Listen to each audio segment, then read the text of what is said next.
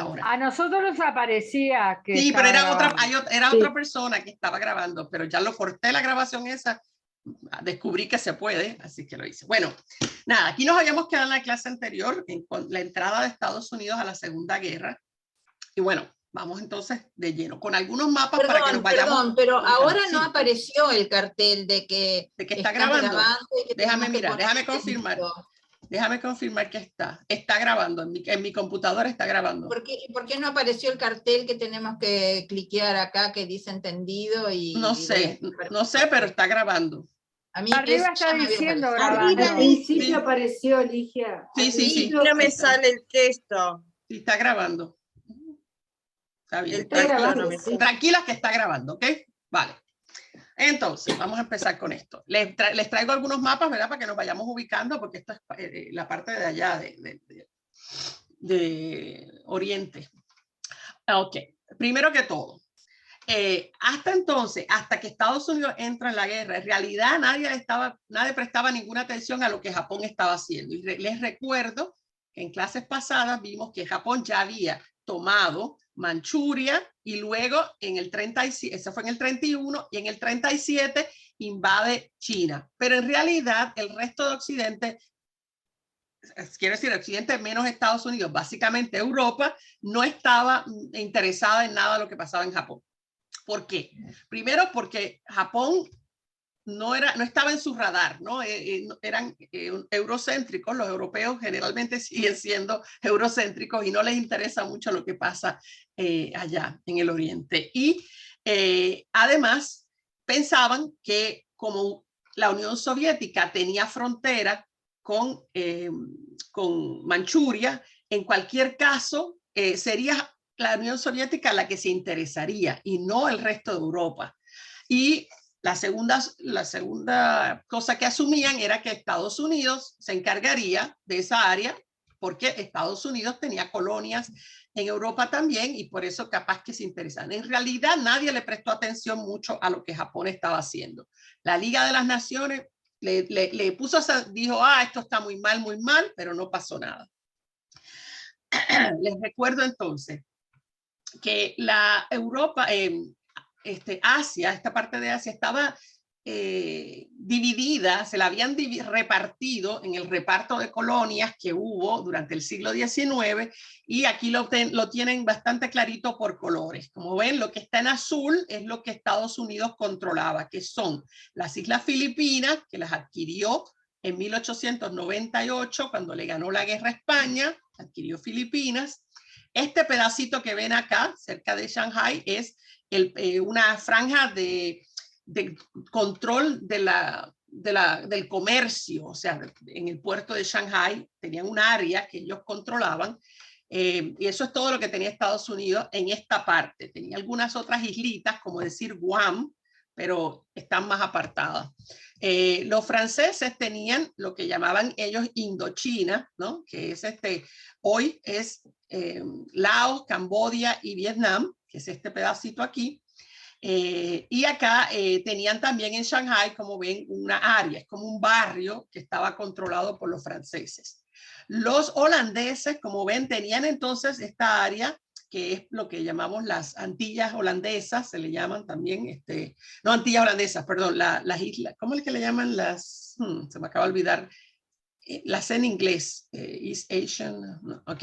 Estas son islas holandesas, ahí está lo que llamamos hoy Indonesia, el Java, ese tipo de islas. Japón, entonces, lo que tenía en ese momento, había adquirido Taiwán, en una guerra lo había ganado de China, tenía control, por supuesto, de Japón, y tenía el control de Corea, que es esto que ven aquí, pero ya aquí este mapa no está tan actualizado porque ya para este momento ellos habían adquirido esta parte arriba de Corea, que es Manchuria, y luego habían ingresado a la parte este de China, no toda China, ya mismo en un mapa les va a salir.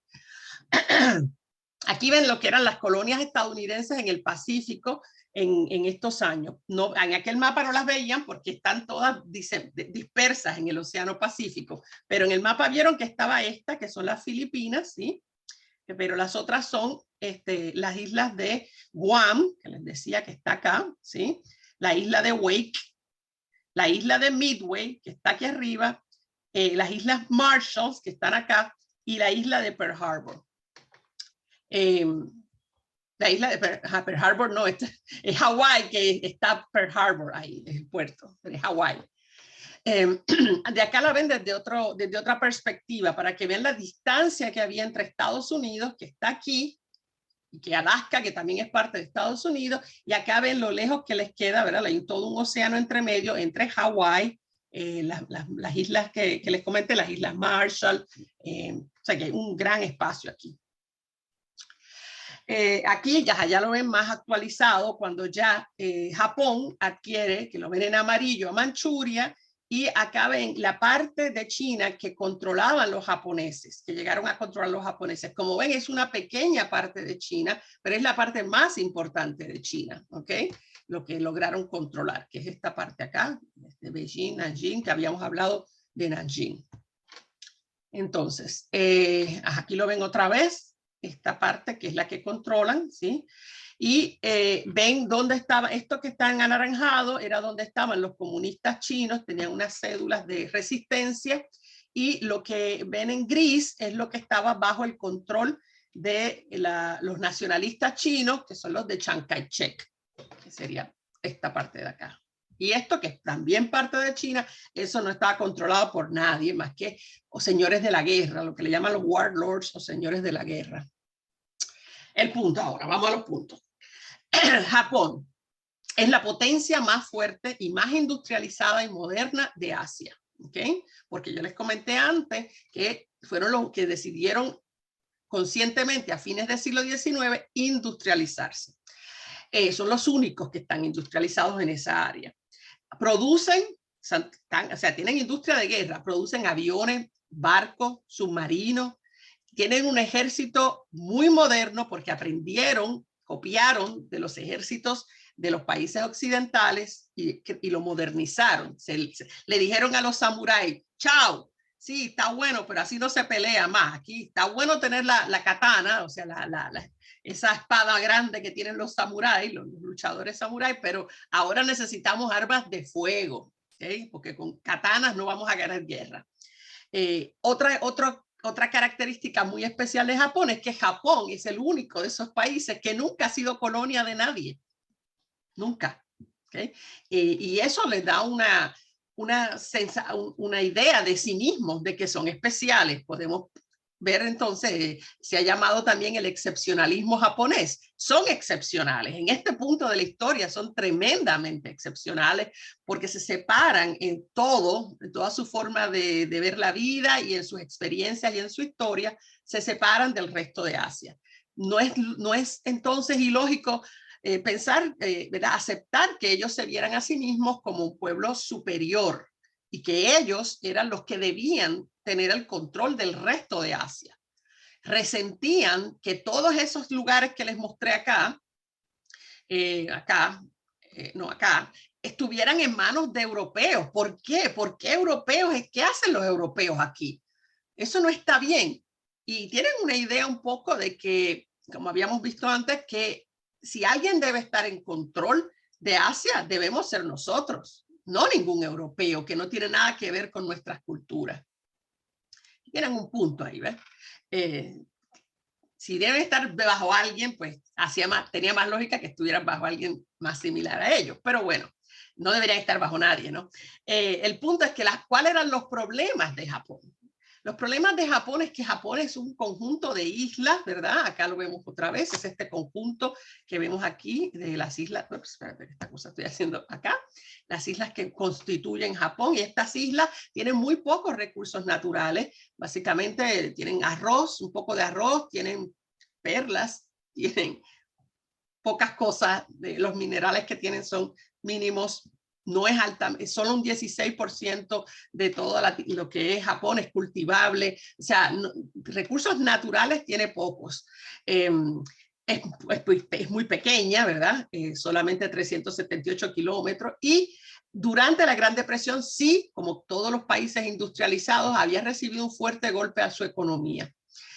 Además tiene una población de 73 millones, que en ese momento no era tanto, ¿verdad? Comparado con otros países, con China, otros países, ¿no? Ahora, los Estados Unidos sí quieren pelear con Japón. Y quieren pelear con Japón porque les afecta esa entrada de Japón a China, ¿verdad? Porque fíjense que donde entran, vuelvo acá, donde entran a controlar es en el área, si ven acá, esta parte está acá abajo, hasta Shanghai y Nanjing, que lo ven aquí. Okay, aquí lo ven mejor, ¿ve? Que es donde estaban esas áreas que habían sido controladas, por ejemplo, por Estados Unidos. Además de que el avance de, ¿verdad?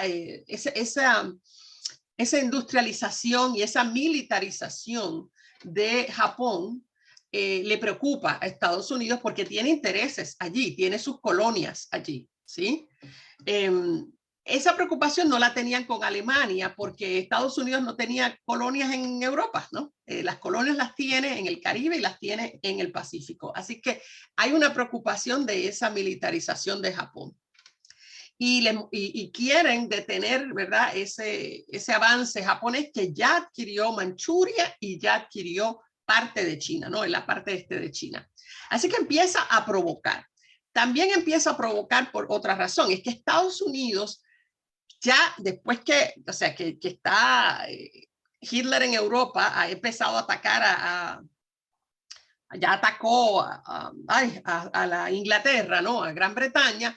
Gran Bretaña le pedía todo el tiempo a Estados Unidos, ayúdame, ayúdame, mándame tus soldados. O sea, entra a la guerra, le está pidiendo y Estados Unidos le dice que no puede.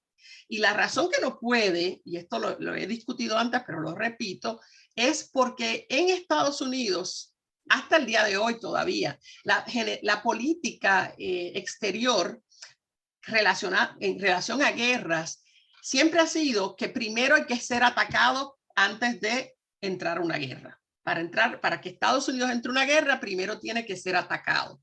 Y si no es atacado, se inventan el ataque, que es lo que pasa después. Lo han hecho también. Si no nos ataca, pues nos inventamos el ataque, que fue lo que pasó, por ejemplo, en Corea, ¿no? Que se inventan el ataque. Y eso es así. En la política de Estados Unidos lo vemos consistentemente. Entonces, ellos están buscando que Japón dé el primer paso. Y ahora vamos a ver la evidencia. Fíjense las provocaciones que hace Estados Unidos para que Japón los ataque. Primero, le pone la flota del Pacífico, que es una gran cantidad de barcos, todo lo que básicamente será destruido en Pearl Harbor, todos esos barcos, aviones, portaaviones, estaban en California, donde estaban muy seguros. Y era la flota del Pacífico y California mira al Pacífico, ¿no? Volviendo al mapa de Estados Unidos, esta es California, aquí, ¿sí? Aquí era que estaban esos barcos, en la costa sureste de los Estados Unidos. ¿Qué pasa? Los mueve, sin ninguna razón, decide mover todos esos barcos y los soldados y los aviones y los portaaviones, todo eso a Pearl Harbor en Hawái. ¿Por qué? Es una decisión que toman los militares, no hay ningún sitio donde la expliquen, ¿no? Segundo, empieza una vez que desde antes que Japón entrara a China, ya estaban dándole apoyo financiero, pero lo continúan una vez que Japón entra a China, apoyo financiero al gobierno chino para comprar armas de Estados Unidos, que eso ustedes saben que es un clásico que Estados Unidos hace, ¿no? Les da dinero para que le compren sus armas. Ese dinero todo revuelve. Yo te doy los dineros para que me los compres a mí. O sea, es un negocio muy bueno. Tercero, además de venderle armas, empieza a enviar a China, digo, ya la enviaba desde antes, pero continúa enviando armamento y, además del armamento, consultores civiles. Otro clásico de Estados Unidos. Te vendo las armas, te doy el dinero para que me compres las armas, ¿ok? Te presto el dinero, tú me compras las armas, pero como tú no sabes usar las armas, entonces yo te envío consultores civiles, que vamos a ponerlo entre comillas, civiles, ¿verdad? Porque tienen que saber, lo que van es a enseñarles a usar las armas que ya le acaban de facilitar, ¿sí? Y esa presencia de esos estadounidenses allí es una provocación también a Japón. que tiene otras intenciones, porque está allí ya metido en China también. O sea, todo esto es en China mientras los japoneses están allí. ¿Okay? En ese momento, como dato curioso, les pongo acá que para el 1936, China, el comprador número 1 de aviones, tanques y municiones de Estados Unidos. En el 37 es que los invade Japón. O sea que ya incluso antes de que Japón invada China, ya China era el número 1 comprador de armas, aviones, tanques y municiones.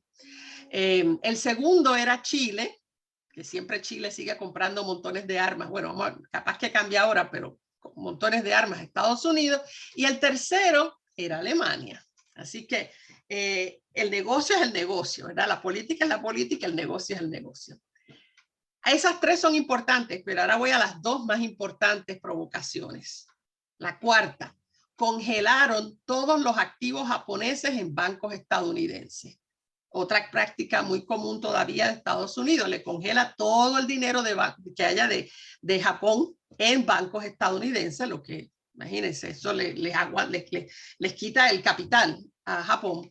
Y la más importante para Japón es la última, el embargo a las exportaciones de petróleo y acero de Estados Unidos, Gran Bretaña y de Holanda hacia Japón. Quiere decir que se pone de acuerdo a Estados Unidos y hacen un embargo, no le permiten a Japón comprar ni petróleo ni acero a Estados Unidos, a Gran Bretaña y a Holanda. En ese momento, eso es muy importante porque, como les dije, Japón tiene muy pocos recursos naturales y no tiene petróleo, así que tiene que comprarlo. El 80% del petróleo de Japón venía de Estados Unidos. Estados Unidos le corta esa línea de obtener el petróleo, y sin petróleo no se puede ir a una guerra. Japón estaba ya obviamente dando las luces de que iba a continuar, porque ya tomó Manchuria, tomó China, sigue armándose, sigue construyendo, ¿verdad?, buques de guerra, sigue construyendo submarinos. O sea, esto se perfila, y ya ellos habían dado claramente su política de que básicamente Asia para los asiáticos, ¿no? Vamos a sacar a todos los europeos y nosotros somos nosotros acá. Y claro, bajo Japón. Así que ese corte del petróleo y el acero es lo que hace urgente para los japoneses hacer algo. Porque sin ese petróleo y ese acero no pueden seguir construyendo, las fábricas que producen suministros para la guerra se van a detener. Entonces, si ellos quieren hacer invasiones de otras islas o territorios que están en Asia para quitárselo a los europeos, tienen que hacerlo rápido, porque ya no van a tener petróleo ni acero de Estados Unidos. Entonces, acá voy. Ajá, okay. ¿Qué pasa? Cuando eso ocurre, cuando toman esas medidas, ¿verdad?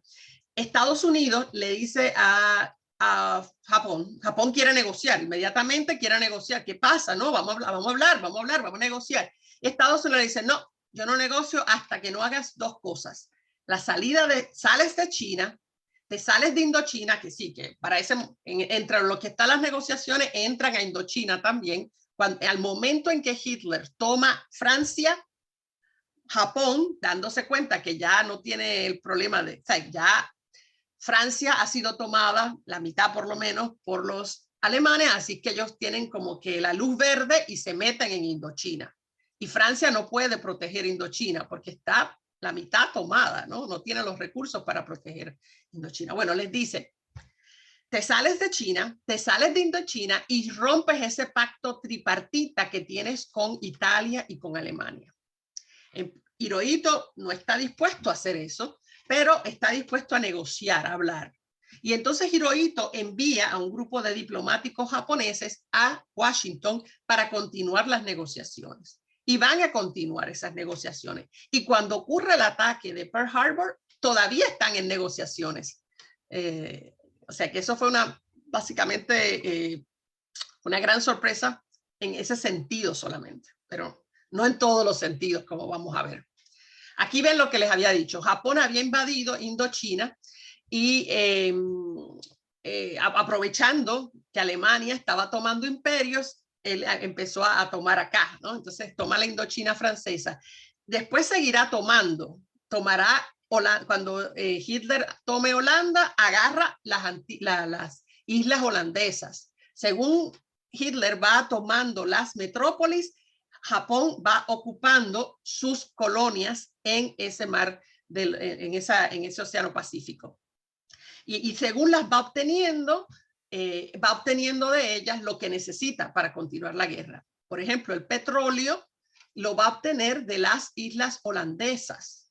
En esas islas holandesas hay una gran cantidad de petróleo, lo voy a mostrar más luego, y de ahí es que extraía la compañía Shell. No sé si se acuerdan de esa compañía Shell. Es una compañía holandesa, ¿okay?, que saca petróleo de esas islas. Caucho, que era importante para hacer las gomas, ¿no? Para hacer todas las gomas de auto, los neumáticos, mejor dicho, acá le dirían ustedes neumáticos. Los neumáticos de todos los aviones, de los autos, de todo. Y arroz para alimentar a sus tropas. Ahí ven, este es un póster francés donde pone la Indochina francesa está cautiva, ¿no? Entonces, vamos a ver la evidencia que tenemos. En octubre del 40, el almirante James Richardson era el comandante de la flota de Estados Unidos en el Pacífico. Era el que estaba en California, pero cuando la flota del Pacífico la mudaron a Pearl Harbor, él se mueve a Pearl Harbor. Y él le escribe al presidente Roosevelt, ¿por qué? ¿Por qué está la flota del Pacífico en Pearl Harbor? Y Roosevelt le responde que está allí supuestamente para ser un disuasivo, para proteger a Pearl Harbor. Escribió así la nota de Roosevelt: tarde o temprano los japoneses cometerán un acto manifiesto contra los Estados Unidos y la nación estará dispuesta a entrar en la guerra. Yo no sé ustedes, pero a mí eso me suena a, los tenemos aquí de señuelo, este es el señuelo para que vengan y nos ataquen y podamos entrar. Digo, yo no tengo otra lectura de esa frase que no sea esa, ¿no?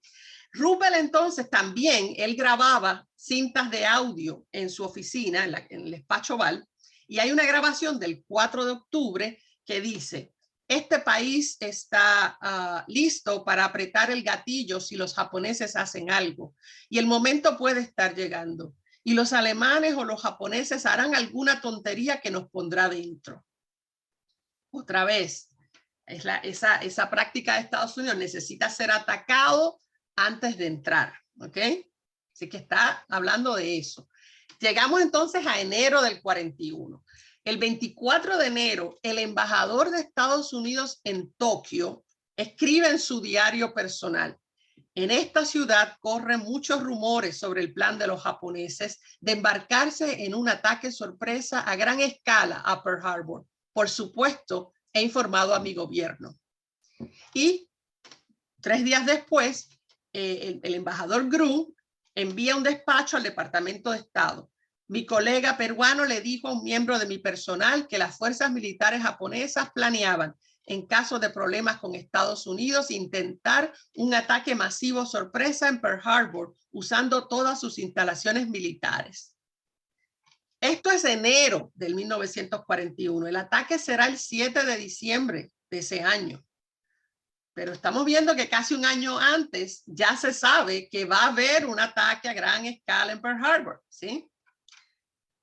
Entonces, con respecto a ese reporte, ¿verdad? Las reacciones al reporte y todo eso del embajador Drew, ¿qué estaba pasando con Japón? Bueno, Japón estaba convencido de que Alemania no iba a poder derrotar a Gran Bretaña cuando empezó a bombardear, ¿verdad? Lo que habíamos hablado antes, y de que los Estados Unidos pronto irían a defenderlos.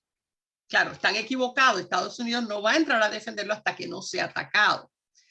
Como yo les dije, Estados Unidos hace siempre, antes de entrar a un ataque directo, hace encuestas al pueblo y tiene que asegurarse siempre de que el pueblo apoye. Lo que hace es que usa propaganda, crea la histeria del pueblo para que el ataque sea favorecido por el pueblo. Es generalmente lo que hacen. Medidas entonces como ese embargo de petróleo, era obvio que iba a ser interpretada y fue así, interpretada por los japoneses como un castigo por haber invadido a China, ¿no? Y entonces, obvio, tiene que reaccionar a eso, ¿ok? Ahora, si usted se pone a pensar, castigar a Japón porque invade a China, ¿y por qué nadie castigó a los británicos y a los franceses y a los americanos cuando invadieron todas esas colonias, todas esas colonias que obtuvieron? O sea que para un japonés, ellos están pensando, bueno, pero si los británicos vinieron y agarraron lo que les dio la gana, los franceses vinieron y agarraron lo que les dio la gana, los americanos hicieron lo mismo, ¿por qué nosotros no podemos hacerlo? Esa es la lógica japonesa, ¿ok? Entonces, cuando ese reporte de Drew ya está avisando lo que ya se sabía que iba a venir, de todas maneras por lógica, ¿no? Básicamente, lo que sí dice el embajador Drew es que hay que tener cuidado porque si somos demasiado agresivos con las sanciones, se van a sentir acorralados y nos van a atacar. Igual, vamos a ver los eventos. Llegamos entonces a junio del 1941. En ese momento Hitler invade a la Unión Soviética. En la clase vamos a ir a ese punto más tarde, pero es que todo está pasando a la vez, que estamos aquí ahora. Esto está pasando. Hitler invade la Unión Soviética. Eso trae un problema para Estados Unidos, porque entonces hay que decidir qué postura se toma. Recuerden que Estados Unidos, Gran Bretaña, Francia, odian más a la Unión Soviética que a Hitler. Pero los dos ahora mismo, ya que han sido invadidos y atacados por la Alemania, quieren eliminar a Alemania. Entonces empiezan los estrategas estadounidenses a pensar, caramba, qué bueno sería si ahora que Hitler invadió la Unión Soviética se rinde ante Alemania, ¿sí? Esa es una posibilidad. Salimos de la Unión Soviética, pero también está la otra posibilidad. La Unión Soviética derrota a Alemania y entonces domina toda Europa. No, eso no se puede ser. Entonces están en esa situación de, y ahora cómo nos acomodamos en esta realidad, ¿no?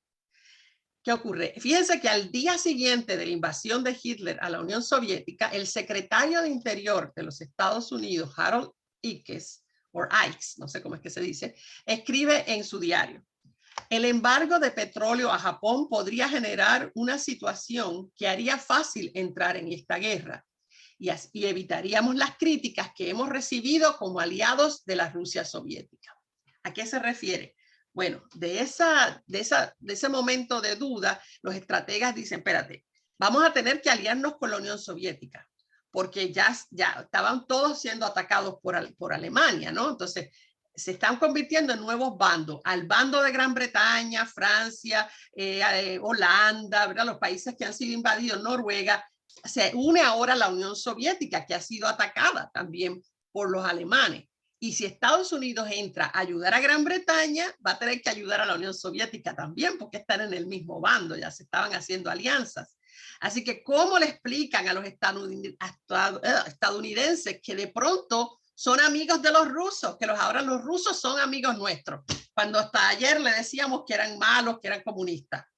Bueno, pues en una manera es si son atacados, ¿no? Si son atacados, pues no nos quedó más remedio. El 18 de octubre de ese 41, en el diario, Harold Ickes escribe: durante mucho tiempo he creído que nuestra mejor entrada en la guerra sería a través de Japón. Y esas cosas que escribe en el diario seguro se las está diciendo a su jefe, ¿no? Al presidente Roosevelt. Y una cosa muy, muy, muy importante que tienen que mantener en la mente ahora cuando entremos a lo próximo. Todo este tiempo, básicamente, todo el tiempo desde antes que Estados Unidos ponga las sanciones, Estados Unidos estaba ya interceptando todas las comunicaciones entre los militares japoneses y todo lo militar. Todas esas se hacían con un código, ¿no? Obviamente se comunicaban con códigos de mensaje, pero esos códigos ya ellos los habían decodificado. No lo sabe Japón. Así que Japón piensa que sus comunicaciones son seguras y se siguen comunicando, pero Estados Unidos está escuchando, es como si estuviera escuchando todas las conversaciones. Así que Estados Unidos sabe lo que Japón va a hacer antes que Japón lo haga. ¿Ok? Desde que empiecen a hablar sobre eso, ya ellos saben.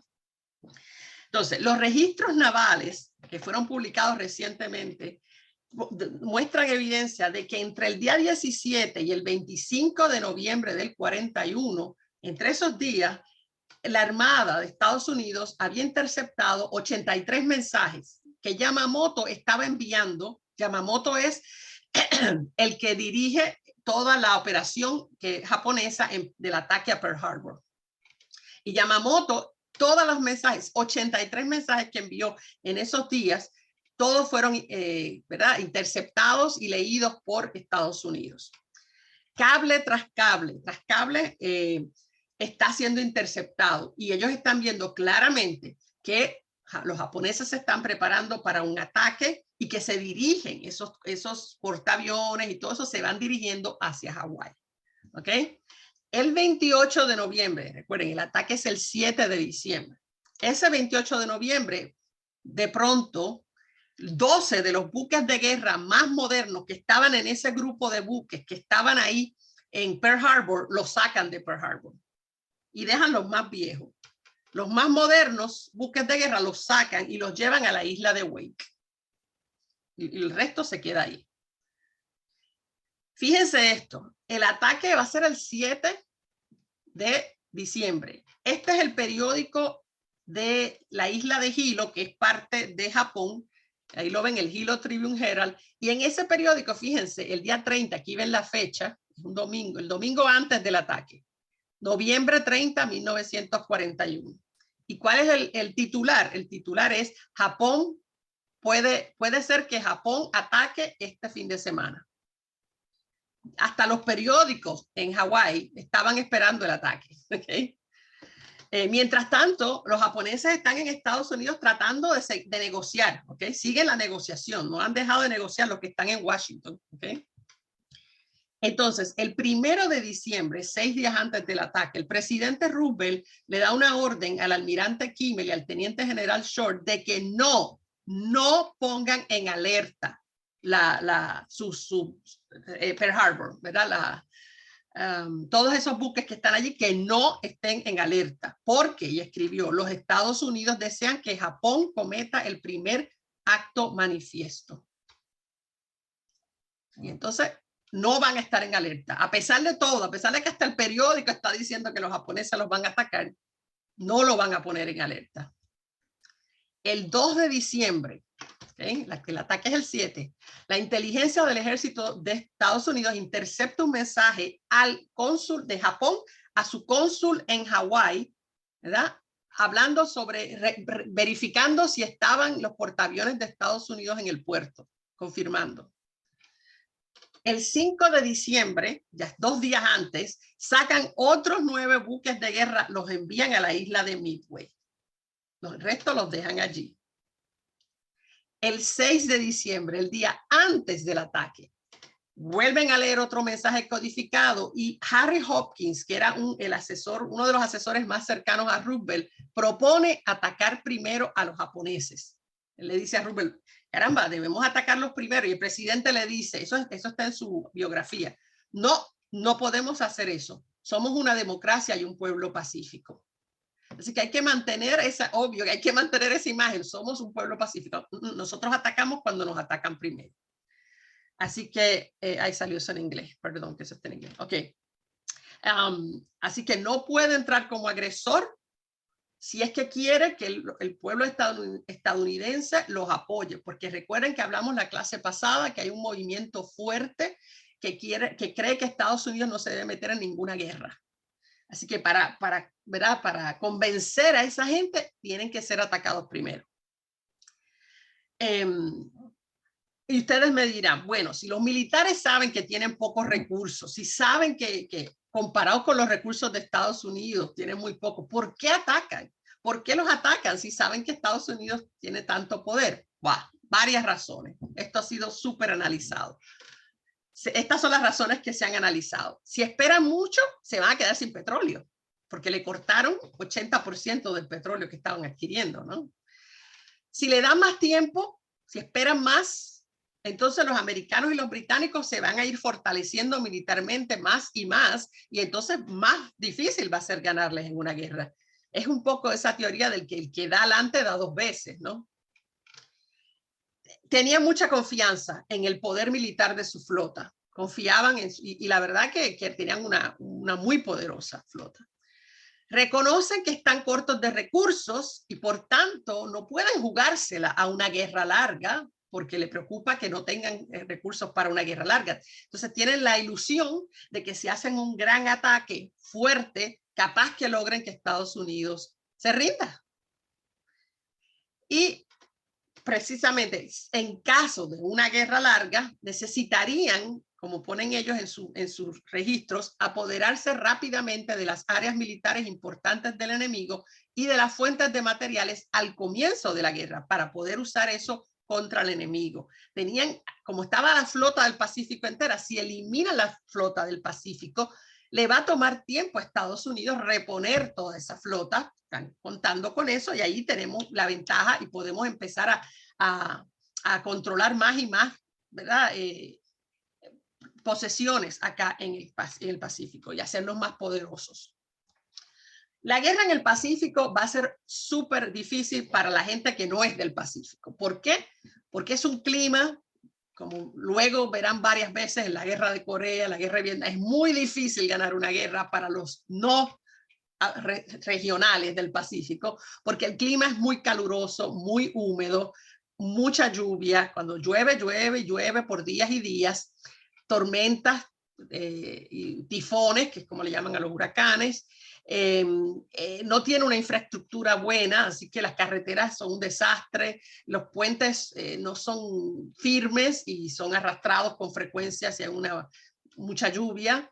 Esa humedad es tan y tan, porque digo, aquí tenemos humedad, pero dice que la humedad allá es tan y tan y tan tremenda que la pólvora se daña y pierde su efectividad, que los rifles se oxidan, al igual que las piezas de artillería, las municiones se oxidan rápidamente.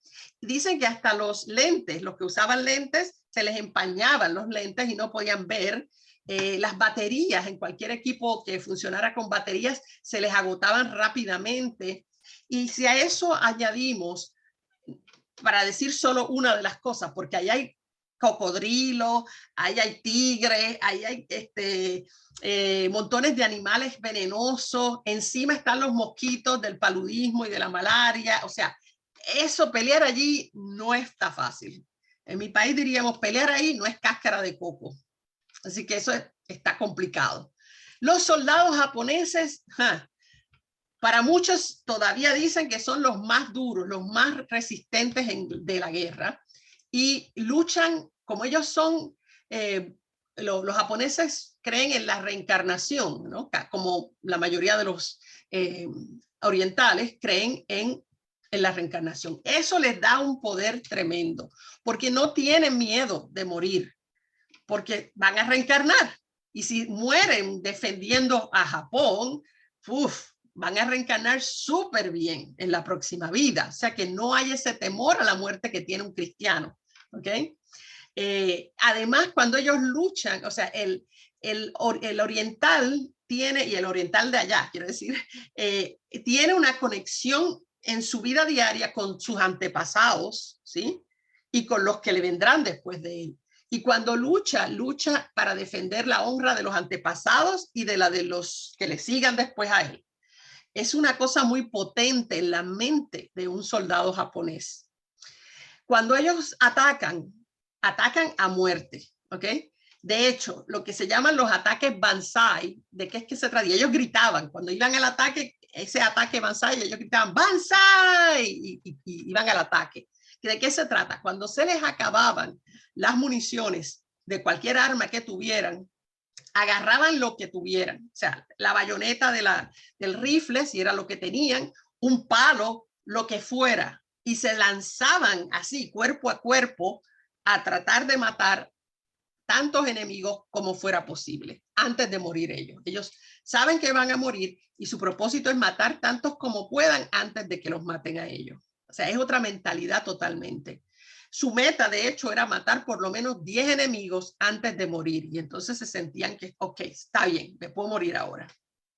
Así que esto no es fácil, este enemigo no es fácil, ¿ok?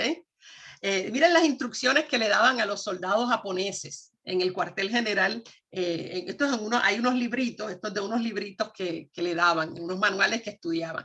Les decían, la guerra es una batalla de las razas y que solo tuvieran indulgencia con alemanes e italianos, que eran los que estaban en su pacto, ¿no? Sí, mostrar compasión solo por los ancianos, las mujeres y los niños. Cuiden sus armas y sus ropas por si la guerra es larga, no le van a poder dar nuevas armas y nuevas ropas. Luchar y vivir con lo mínimo posible. Comer poco, dormir poco, entonces, así. Ver al enemigo como a los asesinos de sus padres y vengar sus muertes. Eso es bien poderoso.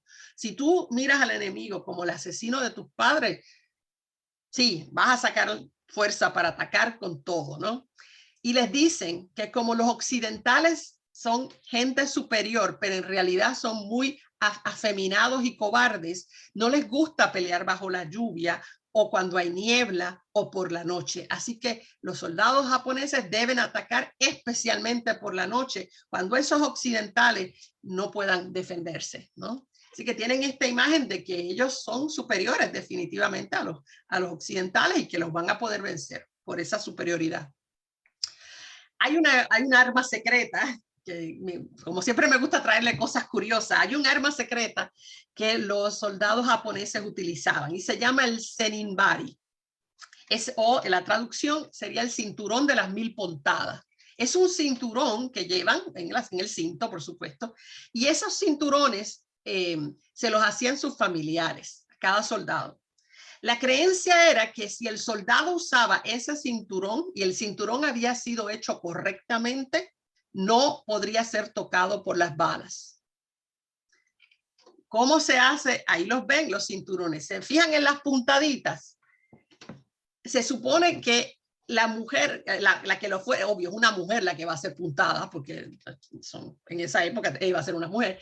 Ella lo que hacía era que se sentaba, digamos, en el mercado o en algún sitio donde fluyeran las mujeres, y a cada mujer que pasaba le pedía que le hiciera una puntadita, una puntadita. La idea era que fueran 1000 puntadas por 1000 mujeres diferentes, que cada mujer de esas 1000 le hiciera una puntadita al cinturón. Entonces se le enviaba al soldado y el soldado lo usaba y así las balas no lo tocarían. Obvio, sabemos que no ha nada que ver, ¿verdad? Pero es una cosa que le da mucha fuerza mental a ese soldado, saber que tiene el cinturón que su familia le envió, ¿no? Es otra manera de también sentirse superior, invencible, todo eso.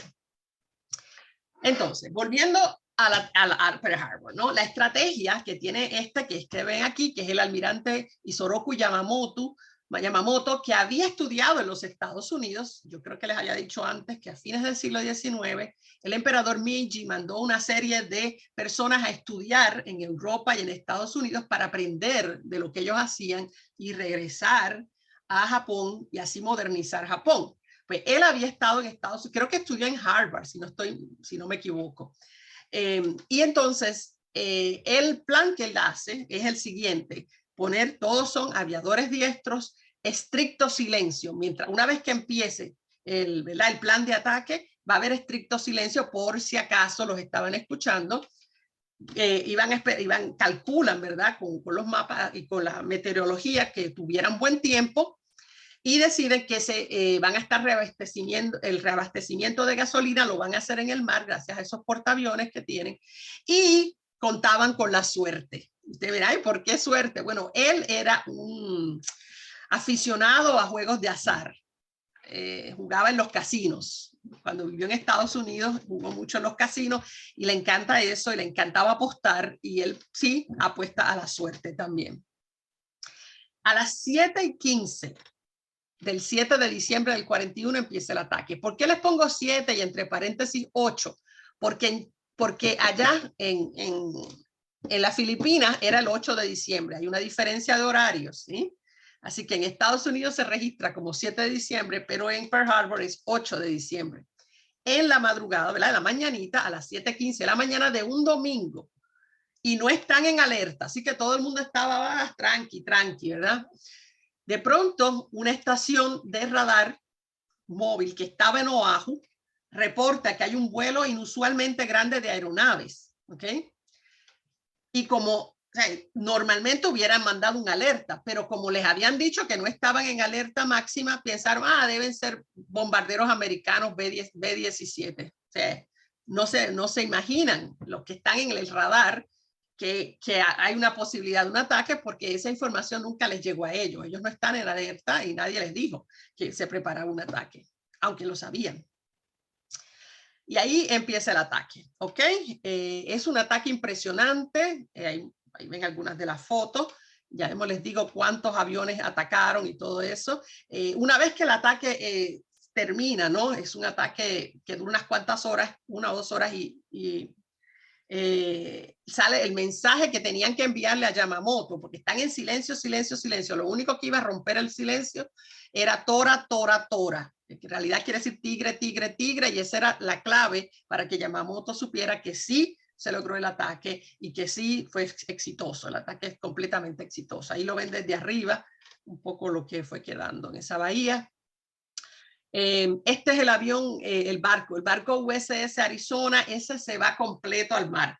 ¿Por qué? Porque en ese barco se almacenaba pólvora. Entonces, una vez que es atacado, eso fue terrible.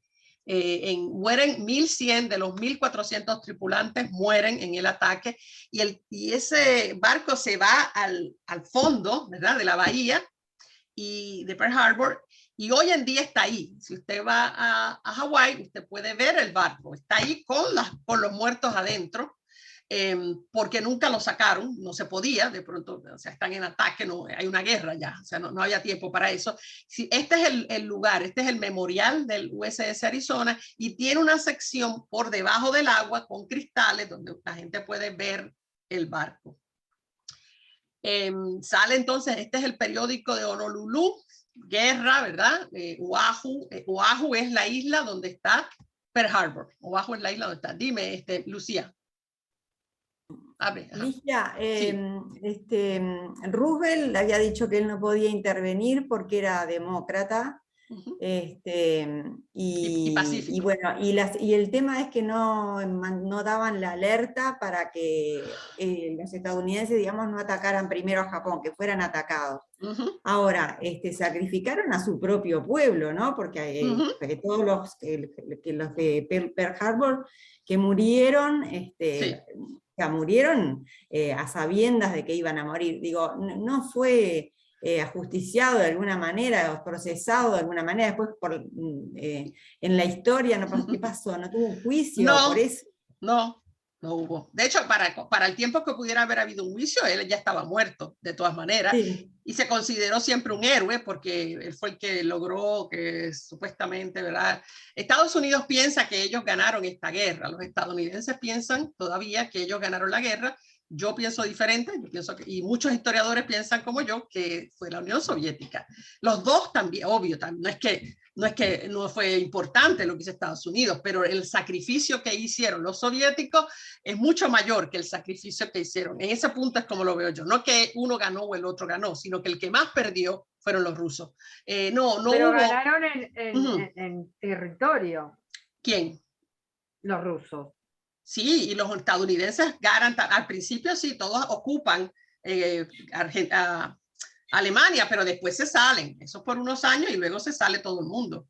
Queda así un tiempito nada más, y lo único que queda es la mitad de Berlín, que queda por un lado, y la mitad de Berlín para el otro lado. Claro, pero una cosa es que mueran más porque van a la guerra y los matan, y otra es que les tienden una trampa para que se mueran los propios de ellos. Es tremendo, ¿eh? Pero nunca se supo todo esto. Sí, eso exacto. Eso se supo después, claro. Eso se ha ido saliendo, estos documentos y todo, pero... Yo me pregunto si dentro de, no sé, X en cantidad de años, no se van a desclasificar documentos que muestren que las Torres Gemelas fue algo similar. A mí no me sorprendería tampoco. No, por supuesto, tampoco, para nada. No, había que atacar a Irak. Sí, fueron en el caso de... algo parecido, o sea, en otros casos como en la guerra de Corea, y ahí se inventaron un ataque que nunca ocurrió, así que nadie murió. En la guerra de Vietnam también inventaron, hubo un ataque, pero no fue como lo dijeron y lo usaron de excusa. O sea que en distintas guerras siempre ha sido un ataque, ¿verdad? Lo que provoca, lo que les da la excusa para la entrada. A veces sí planificado, pero acuérdate que en una guerra los soldados están ahí para dar su vida, ¿no? Es feo, ¿verdad? Para los que no creemos en la guerra. Ajá. A ver si alguien se acuerda, no hace tantos años, fue por supuesto que antes de la pandemia, pero ¿qué podrá ser? 5 o 6 años, hubo una película que trabajaban actores realmente importantes, en que me acuerdo que, no sé si eran denuncias de Washington Post o que, cuestión que había alguien que le reprochaba a uno de la plana mayor de ahí del gobierno de Estados Unidos, que le reprochaba, pero tú sabías que mi hijo entonces iba a morir, y eran gente muy amiga entre sí, ¿no? Tú sabías que mi hijo iba a morir, y sin embargo no lo evitaste, no lo informaste, pero no me puedo acordar con respecto a qué guerra era esto. Pudo haber sido en la guerra de Vietnam, porque salieron los papeles del Pentágono y capaz que fueron los periodistas Bob Woodward y Bernstein, el otro, que eran los que trabajaban para el Washington Post. El Watergate, eso fue el Watergate. Sí, pero además de Watergate, ellos estuvieron envueltos en la difusión de los papeles del Pentágono, de Pentagon Papers, que eso es con relación a la guerra de Vietnam. Puede ser que fuera entonces en relación a la guerra de Vietnam, pero no me acuerdo, no tengo la menor idea del nombre de esa película. Porque ellos sabían, lo que capaz se refiere a que ellos sabían que no podían ganar esa guerra y seguían mandando soldados y seguían muriendo soldados. Yo no me acuerdo si no era precisamente una The Washington Post, que se llamara así la película, algo así. The Post, yo creo que te refieres a la película The Post. Puede ser, creo que sí. Que sí, tiene a Marilyn, ¿cómo es que se llama? Marilyn. Helen Mirren, ¿no era? Streep, no es Streep. Meryl Streep, yo creo que. Meryl Streep y digamos, la dueña o la y el tipo que hizo, y el tipo que hizo de Batman una vez, que no me acuerdo el nombre ahora, pero ese, que hizo la película Mr. Mom, ese. Sí, perdón. Dale.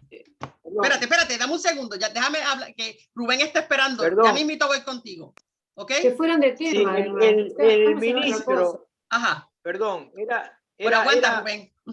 Sí. De Post, y el ministro de los Estados Unidos era McNamara, él es el que... Sí, ahí va. De Vietnam, sí, igual te la pongo después cuando la encuentre. Rubén, dime tú. Habla el micrófono. Para que te podamos escuchar. Ahí. Un dato curioso. Sí. El Arizona, cuando se hundió, tenía un almirante a bordo. Entonces, la Marina de Estados Unidos considera que el Arizona, hundido, aún está en servicio.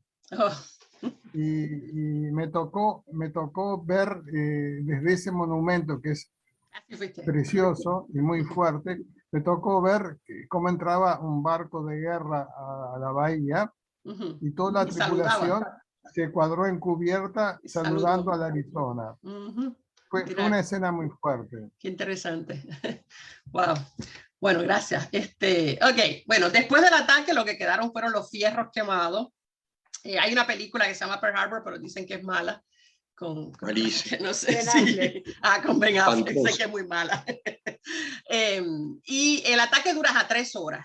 Del lado de japonés atacaron 33 bombarderos, 30 aviones bombarderos, 30 barcos, 20 submarinos y 360 aviones de combate. Pérdidas de los japoneses, 29 aviones y 129 hombres. Porque, por supuesto, dura 3 horas, sí reciben ataque, ellos se tratan de defenderse una vez que empieza el ataque.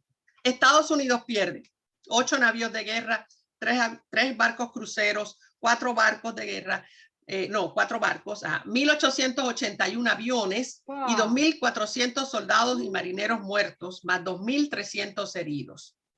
Esos son los números oficiales.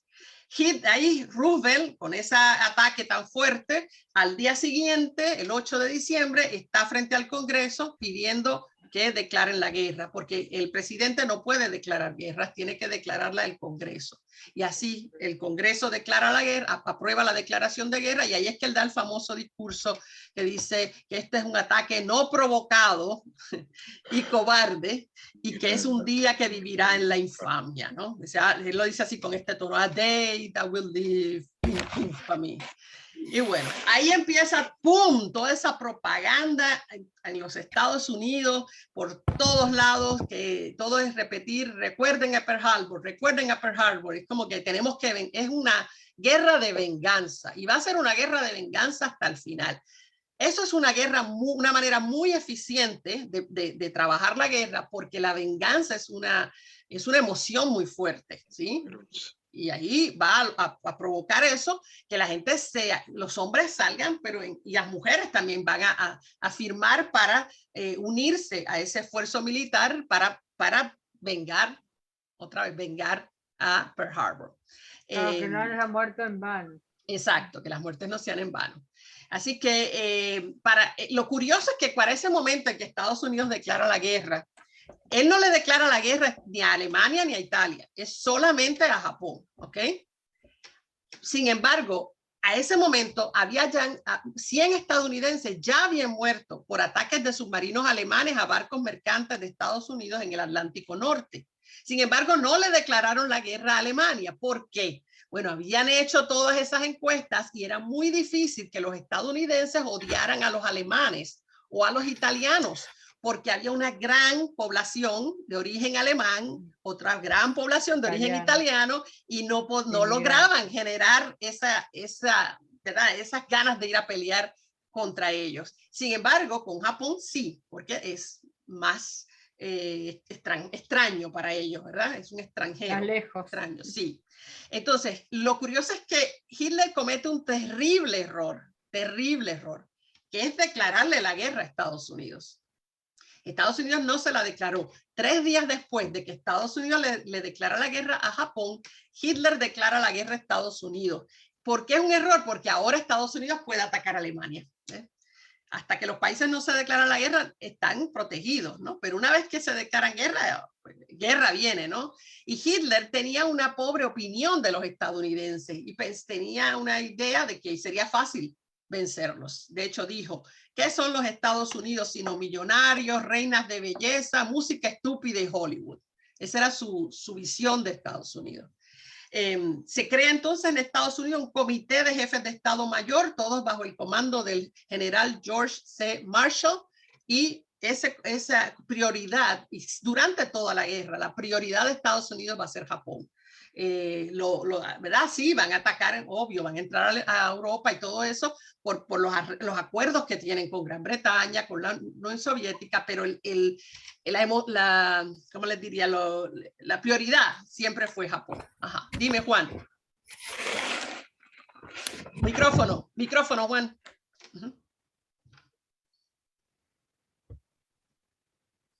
Todavía.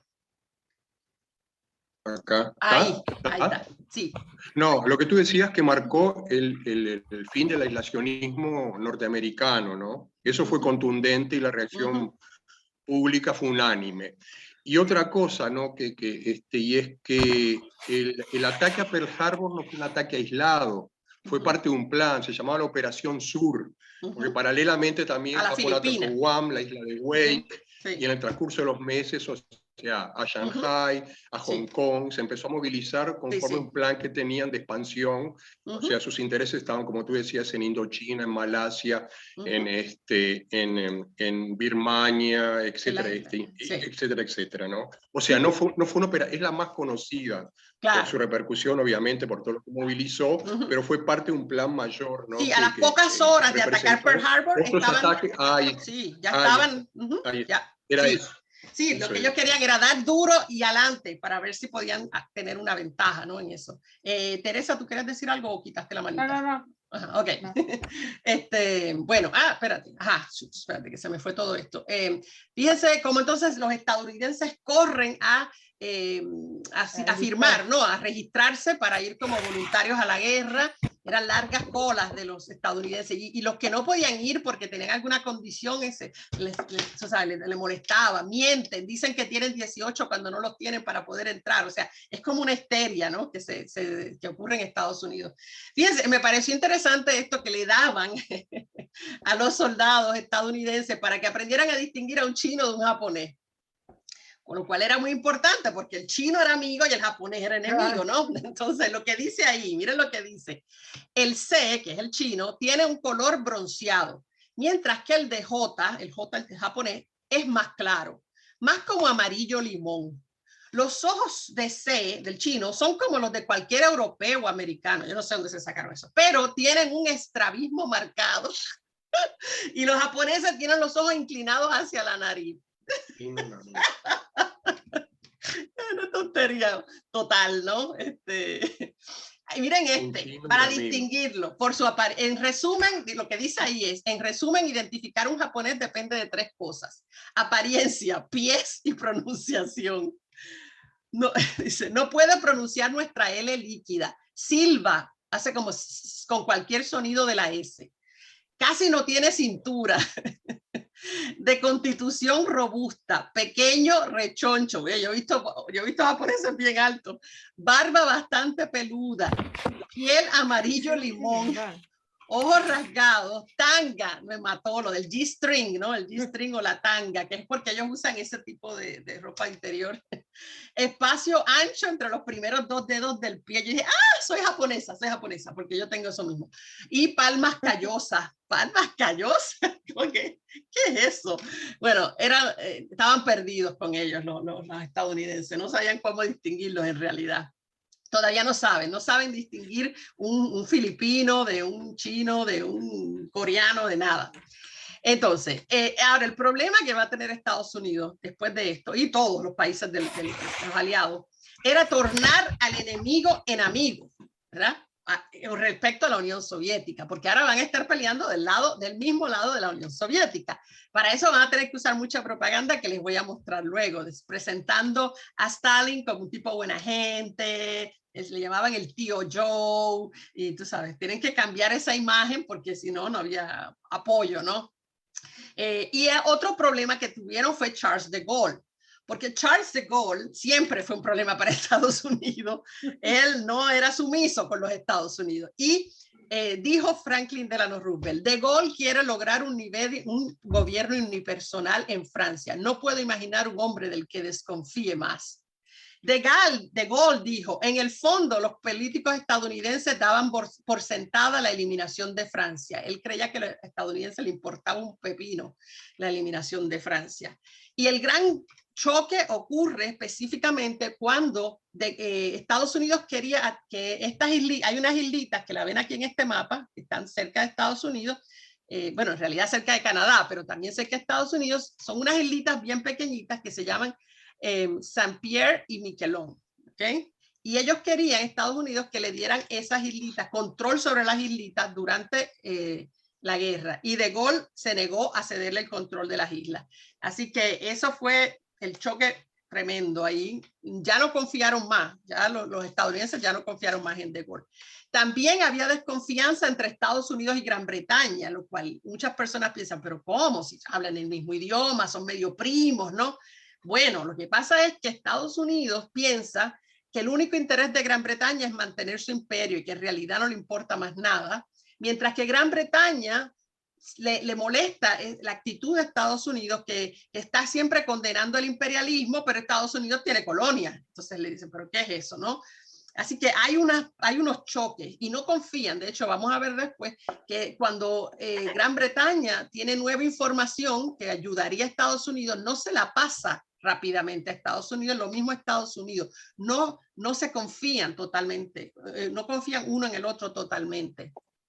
Entonces, bueno, ahí ya lo voy a cerrar porque ya no quiero empezar. La clase que viene, vamos a hablar de lo que estaba pasando acá en Sudamérica y bueno, obvio que vamos a hablar del GRAFS-P, ¿sí? Y puedo, sí, déjame una cosa, ¿qué es lo que voy a decir? Sí, solamente decirles unas pequeñas cositas antes de entrar al GRAFS-P. Ahí pueden ver la ruptura de relaciones. Una cosa es romper relaciones y otra cosa es declarar la guerra. uno puede romper relaciones con un país y eso no quiere decir que está abriendo la puerta a ser atacado. Quiere decir que uno le está como que diciendo, no me gusta lo que estás haciendo. Ahora, cuando uno declara la guerra, ahí es que uno se expone a ser atacado. Así que por eso es que hay una diferencia en las fechas, ¿no? En Brasil, bueno, aquí el que les interesaría a ustedes más es Uruguay, que rompe relaciones el 25 de enero del 42, ¿verdad? Ya esto es bastante más tarde, después del ataque de Pearl Harbor, 25 nos rompe relaciones. Sin embargo, no es sido hasta febrero del 45 que entonces declara la guerra. Eso es inteligente hacerlo porque si tú no haces eso, si tú declaras guerra, ahí te abres a la puerta que te ataque. Entonces ellos esperaron, casi todos los países acá, no lo hizo Brasil. Pasaba. Claro, a ver, exacto, esperando, cuando ya se nota, ya en el 45, al principio ya se nota que es cuestión de tiempo, ahí entonces empiezan a declarar guerra. ¿Por qué también, claro, Argentina siempre ha sido altamente criticado porque no rompió relaciones, sino hasta enero del 44, de los últimos, ¿no? En romper relaciones. Después de Chile, ¿verdad? Un año después de Chile, en términos de declarar la guerra, también fíjense que la mayoría lo hicieron en el 45. ¿Por qué? Porque en el 45 se crean las Naciones Unidas y se pone como parte de los requisitos para ser miembro de las Naciones Unidas, había que haberle declarado la guerra a los países del eje. Entonces hace necesario que declaren guerra para poder entrar en las Naciones Unidas. Así que por eso es que ocurre eso así. Y bueno, la clase que viene vamos con la batalla del Río de la Plata, no voy a entrar con eso ahora para no dejar eso a mitad. Así que ahora mismo podemos hacer comentarios, no sé si conocen de otras películas que le pueda buscar, yo las busco enseguida. Ustedes me las sugieren y yo las busco. Espérate, déjame quitar el share aquí. Ajá. Ok. Se me olvidó comentar algo que preguntaron, creo que fue Elena que lo preguntó, no estoy segura quién fue, sobre si alguna vez se investigó todo lo de Pearl Harbor. Sí se investigó en el Congreso de Estados Unidos, se hizo una investigación después de terminada la guerra, y ahí es que sabemos algunas cosas, de ahí es que sacamos muchos de estos documentos que se presentaron ahí. Ahí se supo lo de que se sacaron algunos de los mejores buques, los sacaron de Pearl Harbor, y recuerdo que le preguntan al individuo militar que está comentando sobre eso, ¿por qué? ¿Por qué sacaron eso? Y le dice, bueno, había que dejar los fierros allí, no íbamos a dejar los mejores barcos. Sí, entonces básicamente aceptó que, ajá, sí, dejamos allí los peorcitos que teníamos. Igual, luego vamos a ver en el curso que en ese ataque a Pearl Harbor hubo un soldado negro que era cocinero, porque vamos a ver luego, los negros nunca podían estar en campo de guerra. Al principio no confiaban en ellos, en su capacidad para la guerra, y entonces los ponían a ser cocineros, eran los que cavaban las zanjas, eran los que enfermeros, cosas así.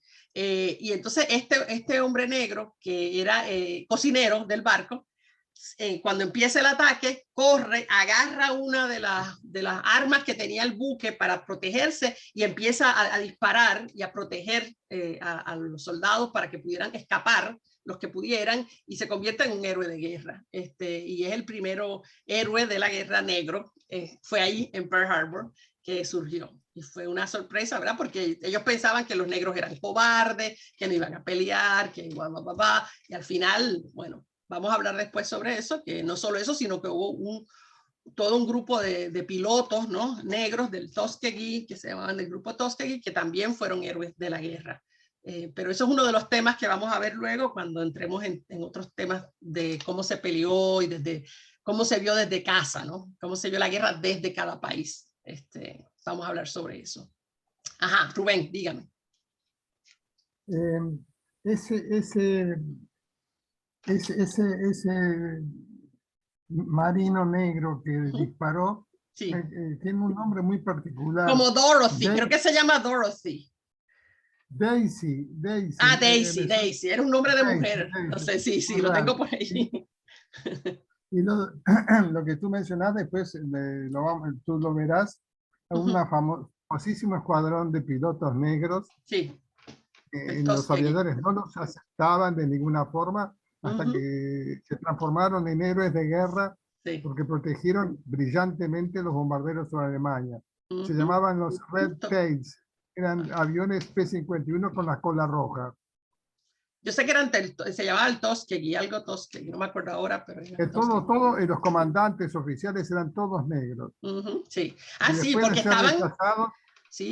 estaban, ¿cómo se llama eso? Segregados. Sí, también. Sí, pero después, esa escuadrilla de P-51, que es uno de los mejores aviones de la Segunda Guerra, al final, los bombarderos rogaban que fueran los negros colas rojos a protegerlos.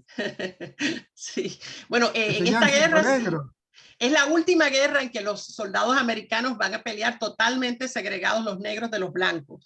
Quiere decir que, por ejemplo, si estaban en una misma base, las barracas de los negros eran separadas de las de los blancos. Los salones de juego, de los billares, por ejemplo, donde para que se entretuvieran entre cosa y cosa, era uno diferente para los negros y otro para los blancos. Las barras para negros, barras para blancos. O sea, todo estaba segregado.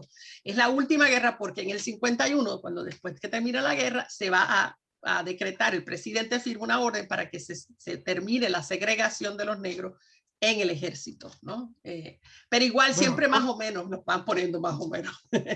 Dime. Colin Powell tuvo un grado importantísimo y era negro. Sí, claro. Él estuvo, y además él peleó en la guerra de Vietnam, primero, antes de ser, qué sé yo lo que él fue, asesor militar, bla, bla, bla, del presidente. Exacto, sí. Además yo creo que fue general también, sí, era general. Sí. Así que son cosas que estaban pasando a la misma vez, estos temas raciales, temas y con Condoleezza Rice también. Sí, con Condoleezza Rice. Ella era secretaria, creo que era secretaria de Estado. De Estado, ¿no? Sí. Yo creo que sí, no me acuerdo exactamente, pero sí, algo así. Por eso ella está metida hasta el cuello con lo de el ataque del 11 de septiembre, porque ella era la que era secretaria de Estado y había una información y ellos tenían información de que había una posibilidad grande de un ataque, pero eso sabremos cuando Estados Unidos tiene una ley que se llama la Freedom of Information Act, la ley de libertad de información, sería la traducción, y protege los documentos por 30 años. Quiere decir que hay que esperar 30 años para que esos documentos se liberen y puedan ser vistos por cualquier persona. Y cuando eso pasa, incluso a veces está tachado buena parte de los documentos. No quiere decir que todo se va a ver, ¿no? Quiere decir que parte del documento, ¿verdad? Lo que queda del documento que se puede ver, entonces podrá ser estudiado. Y los historiadores tienen que esperar 30 años para ver los documentos. Así que ya van cuántos del 2001, eso fue, ¿no? 2001 ya se está acercando, ¿no? La época de la liberación de esos documentos. Sí, son 21 años que llevan. Sí, ahora mismo hay una disputa en Estados Unidos porque las familias de los que murieron en el 11 de septiembre están llevando una demanda contra Afganistán, ¿no? Entonces, esa demanda contra Afganistán, ellos necesitan los documentos para probar culpabilidad de Afganistán, que no la van a encontrar porque no fueron de Afganistán, no la van a encontrar nunca. El ataque fue hecho desde Arabia Saudita, todo fue planificado por Arabia Saudita, pero como Arabia Saudita era amiga de Estados Unidos, es todavía como que amiga, pues entonces no pueden meterse con Arabia Saudita. Pero en realidad el ataque, todos los que atacaron estaban asociados a la familia, a familias o habían vivido o crecido allí o eran familiares de Arabia Saudita. La conexión es Arabia Saudita, no es Afganistán. Pero no, el gobierno de Biden se ha negado a proveer documentos porque no han pasado el tiempo. Así que esa demanda se queda ahí como que en el aire porque no tienen todavía todos los documentos para eso. Igual, supuestamente el gobierno les va a dar parte del dinero que le quitaron a Afganistán cuando se fueron. Porque cuando Estados Unidos abandona Afganistán, le congeló las cuentas, como le hizo Japón, congeló todas las cuentas y se apropió de esos miles de millones, son billones de dólares que Estados Unidos agarró para ello y supuestamente de ahí le van a pagar a las víctimas, supuestamente. Como suele pasar, la mayoría se la quedarán los abogados, ¿verdad? Como siempre pasa con esas demandas, que la mayoría se las llevan los abogados. Nada en contra de los abogados, nada en contra, tengo muchos amigos abogados, pero a veces esas litigaciones, cuando las familias litigan, ¿verdad? Por herencias y cosas de esas, los que salen bien siempre son los abogados. Por lo menos en mi país, yo no sé acá, pero en mi país es así. Pues nada, eso todo lo vamos a ver. La clase que viene entonces vemos el ataque de, ¿verdad? Esa que va a ser la primera victoria de los aliados en esta guerra, va a ser precisamente la batalla de, ¿cómo es que se llama? La batalla, se llama La Plata, ¿no? Del Río de la Plata. Sí, la batalla del Río de la Plata se llama así, que fue frente a Punta del Este, en donde la batalla en realidad ocurrió. Y vamos a ver qué pasó con eso, cómo termina. Yo sé que ustedes saben mucho de eso, pero bueno, trato siempre de buscar algo que no sepan, así que me he esmerado a ver si agarro algo que ustedes todavía no sepan. Y por ahí seguimos, ¿verdad? Vamos a volver varias veces a Uruguay con distintos temas, a ver qué estaba pasando acá, para que ustedes puedan, ¿verdad?, a relacionarse mejor con los temas. Pero me he tenido que fajar con eso, tengo que leer mucho para ver qué estaba pasando aquí y todo, y bueno, ponerlos un poquito al día con algunas cositas. Preguntas, pues, comentarios, nada, todo está clarísimo. Así yo le decía a mis estudiantes, clarísimo, clarísimo, que olvídate, que si le doy un examen, ¡pam!, lo pasan. Habría que ver. Qué suerte que no hay que hacer eso.